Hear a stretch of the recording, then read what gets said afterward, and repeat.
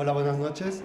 Bueno, yo les voy a hablar de metabolómica. Para los que no les suene, pues es un área de la química analítica y quisiera empezar explicando qué es la química analítica.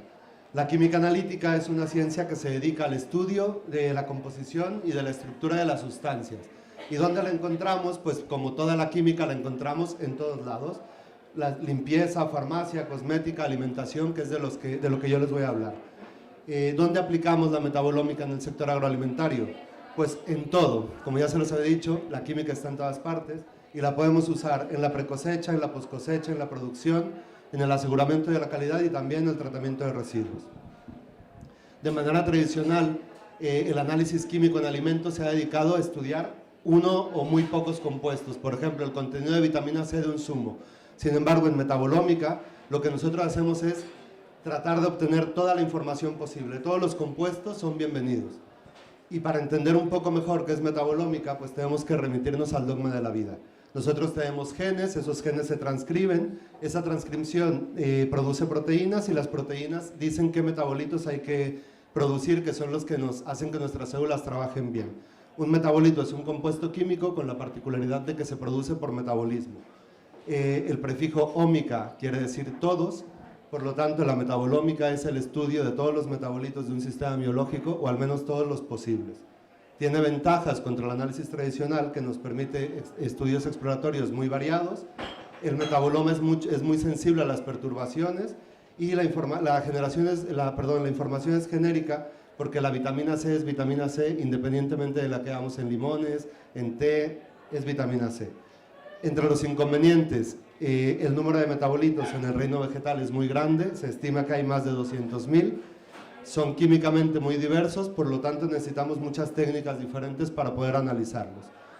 Tenemos dos tipos de análisis, principalmente el análisis dirigido, donde buscamos esos compuestos o esos metabolitos que están involucrados en una ruta metabólica, y el no dirigido es donde buscamos todos, la mayor cantidad posible.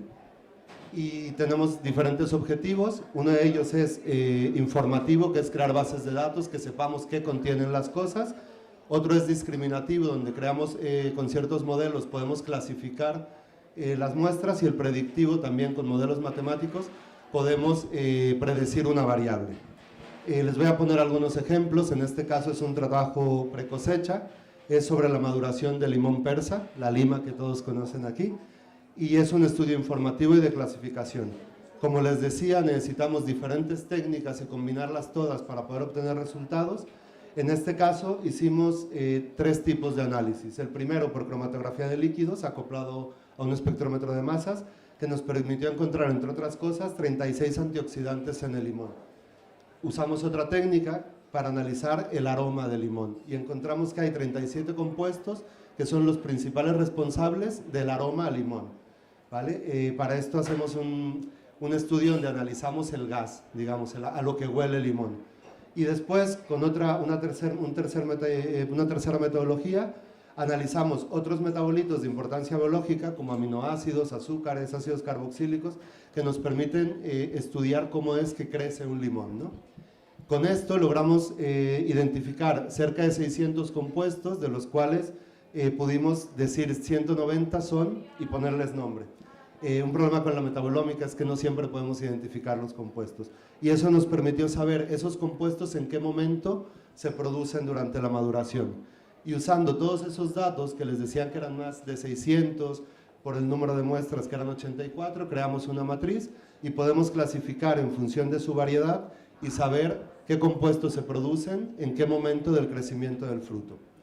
Ahora vamos a hablar de un producto, que en este caso, como no podía ser de otra forma, es el aceite de oliva. Y aquí hacemos otro tipo de análisis. Hacemos análisis no dirigido, pero también análisis dirigido.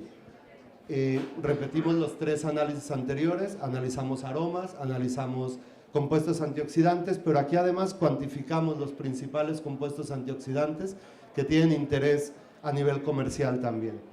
En el aceite encontramos más de 44 compuestos que son antioxidantes. También encontramos los compuestos que dan los aromas, los compuestos que dan los aromas deseables, y durante el proceso de producción podemos definir en qué momento se producen o en qué momento dejan de producirse, y eso puede mejorar el producto. Finalmente, bueno, con estos estudios podemos saber de qué variedad de aceituna está hecho un aceite, podemos encontrar adulteraciones, si nos ponen un aceite que viene mezclado a lo mejor con girasol o tal, pues nosotros nos podemos dar cuenta usando todos estos datos. Y bueno, finalmente los residuos importan, y hablar del clima y del cambio climático tiene que ver con saber tratar los residuos, y entonces nosotros también tenemos trabajos donde aprovechamos los residuos del olivar para buscar compuestos de interés que se puedan aprovechar en farmacia o en cosmética o en alimentación. Y bueno, ellos son mis compañeros. Muchas gracias.